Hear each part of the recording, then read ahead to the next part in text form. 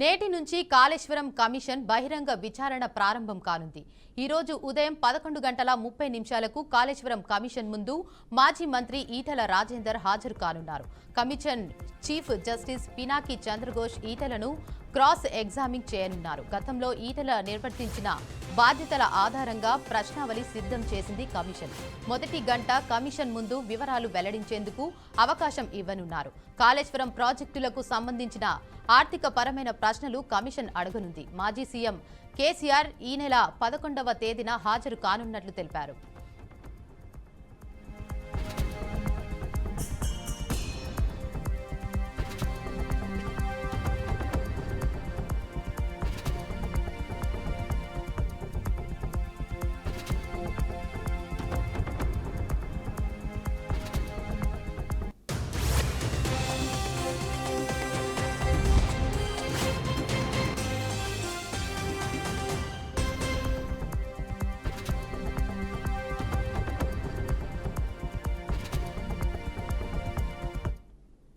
నేటి నుంచి కాళేశ్వరం కమిషన్ బహిరంగ విచారణ ప్రారంభం కానుంది. ఈ రోజు ఉదయం 11:30 కాళేశ్వరం కమిషన్ ముందు మాజీ మంత్రి ఈటెల రాజేందర్ హాజరు కానున్నారు.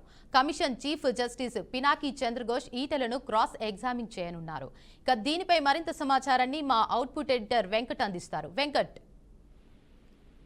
కాళేశ్వరం ప్రాజెక్టు సంబంధించి ఈరోజు కీలక విచారణ జరగబోతుంది. కాళేశ్వరంలో అవినీతి జరిగింది, అడ్డగోలుగా డబ్బులు దోచేశారు అనేది కాంగ్రెస్ ప్రభుత్వం బలంగా భావిస్తున్న నేపథ్యంలో ఆ తర్వాత కాళేశ్వరం కమిటీని ఒక కమిషన్ ఏర్పాటు చేయడం జరిగింది. దానికి జస్టిస్ పినకి చంద్రఘోష్ దీనికి అధ్యక్షత వహిస్తూ ఉన్నారు. ఆయన ఆధ్వర్యంలో ఉన్నటువంటి కమిషన్ ఇప్పటివరకు దాదాపు 200 మందిని విచారించింది. ఇక ప్రజాప్రతినిధులు కూడా విచారించేందుకు సిద్ధమైంది. నేటి నుంచి ప్రజాప్రతినిధులు అంటే ఆ సమయంలో అప్పటి ప్రభుత్వంలో కీలకంగా భరించినటువంటి పెద్దలు ఎవరైతే ప్రభుత్వ పెద్దలు ఉన్నారో వారిని విచారించేందుకు సిద్ధమైంది. అందులో భాగంగా ఇప్పటికే మనకి కేసీఆర్ కి మాజీ ముఖ్యమంత్రి కేసీఆర్ కి నోటీసు పంపించారు. అదేవిధంగా హరీష్ రావు కూడా నోటీసు పంపించారు. ఈటెల రాజేందర్ అప్పట్లో ఆర్థిక శాఖ మంత్రిగా ఆయన పనిచేశారు బీఆర్ఎస్ ప్రభుత్వంలో. సో ఆయనకు కూడా దీనికి సంబంధించి నోటీసులు జారీ చేయడంతో ఈ రోజు ఆయన కమిషన్ ముందుకు అటెండ్ అవబోతున్నారు.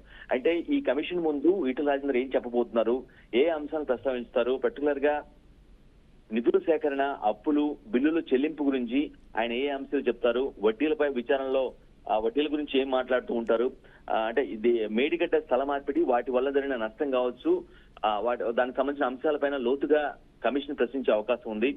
ఇప్పుడు అందరిలో కూడా ఈ విచారణకు సంబంధించి ఇప్పుడు ఎందుకంటే ఆయన గతంలో బీఆర్ఎస్ తో ట్రావెల్ అయ్యారు, తర్వాత విభేదించి బయటకు వచ్చారు, బీజేపీలో యాక్టివ్ గా ఉన్న తర్వాత మొన్న జరిగినటువంటి పార్లమెంట్ ఎన్నికల్లో మల్కాజ్గిరి ఎంపీగా పోటీ చేశారు. సో పార్టీ మారిపోయిన నేపథ్యంలో ఆయన పూర్తిగా బీఆర్ఎస్ నుంచి బీజేపీకి వెళ్ళిపోయి బీజేపీలో ఎంపీగా ఉన్న నేపథ్యంలో ఆయన ఏం చెప్పబోతున్నారు, ఏంటి, అప్పటి ప్రభుత్వంలో జరిగినటువంటి విషయాలు ఏంటి, పర్టికులర్ గా ఎందుకంటే ఆర్థిక శాఖ మంత్రిగా కాళేశ్వరం ప్రాజెక్టు కట్టేటప్పుడు దానికి సంబంధించినటువంటి నిధులు కేటాయింపు కావచ్చు, ఆ బిల్లులు శాంక్షన్ కావచ్చు, ఇవన్నీ కూడా ఆర్థిక శాఖ మంత్రిగా ఉన్నటువంటి ఈటెల రాజేందర్ నాయకత్వంలోనే జరిగాయి కాబట్టి అందుకే క్రాస్ ఎగ్జామిన్ చేయడం కోసం ఆయన నుంచి పూర్తి సమాచారం తెలుసుకునేందుకు ఆయన విచారణ పిలవడం జరిగింది.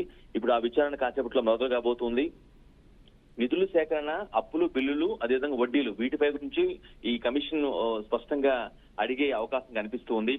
ఈయన తర్వాత అంటే ఈటెల రాజేందర్ తర్వాత కేసీఆర్ ను కూడా విచారించిన అవకాశం ఉంది. ఆ తర్వాత హరీష్ రావును కూడా, ఎందుకంటే వీళ్ళు ముగ్గురు కూడా చాలా అప్పటి ప్రభుత్వ పెద్దలు. ఈ కాళేశ్వరం ప్రాజెక్టు సంబంధించి ఆ నిర్మాణం సంబంధించి నిధుల సేకరణ కావచ్చు, నిధుల అప్పులు కానీ బిల్లులు కానీ వీటికి సంబంధించి అన్నిటి కూడా వీరిని బాగా కాళేశ్వరం కమిషన్ ఏదైతే ఉందో వీళ్ళ ముగ్గురిని బాగా ఎక్కువగా భావిస్తూ ఉంది. వీళ్ళకే పూర్తి సంబంధాలు పూర్తిగా తెలిసి ఉంటుందని, అంటే కమిషన్ ని కాళేశ్వరం ప్రాజెక్టు సంబంధించి నిధులు దుర్వినియోగం జరిగింది కాబట్టి అందులో ఎవరు దానికి బాధ్యులు ఎవరు అనే అంశాన్ని బలంగా తెలుసుకునేందుకు కాంగ్రెస్ ప్రభుత్వం, రేవంత్ రెడ్డి నాయకత్వంలో ఉన్నటువంటి కాంగ్రెస్ ప్రభుత్వం స్పష్టంగా కమిషన్ ఏర్పాటు చేసింది. కమిషన్ అప్పటి నుంచి కూడా ఇప్పటివరకు దాదాపు 200 మందిని విచారించింది.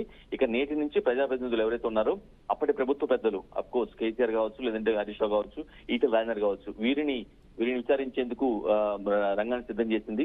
లోతుగా ప్రశ్నించే అవకాశం కనిపిస్తుంది. సో ఈటెల రాజేందర్ ఇప్పుడు పార్టీ మారి పర్టికులర్ గా బీజేపీలో చాలా యాక్టివ్ గా ఉన్న నేపథ్యంలో అప్పటి ప్రభుత్వం గురించి, అంటే అప్పటి ప్రభుత్వం అంటే బీఆర్ఎస్ ప్రభుత్వం గురించి ఏం చెప్తారు, ఆ రోజు కేటాయింపులకు సంబంధించి కావచ్చు, ఆ నిధులు విడుదల కావచ్చు, లేదా బిల్లుల చెల్లింపు గురించి ఆయన ఏం చెప్పబోతున్నారు కమిషన్ ముందనేది చాలా కీలకంగా మారింది. Devika. Right, thank you Venkat.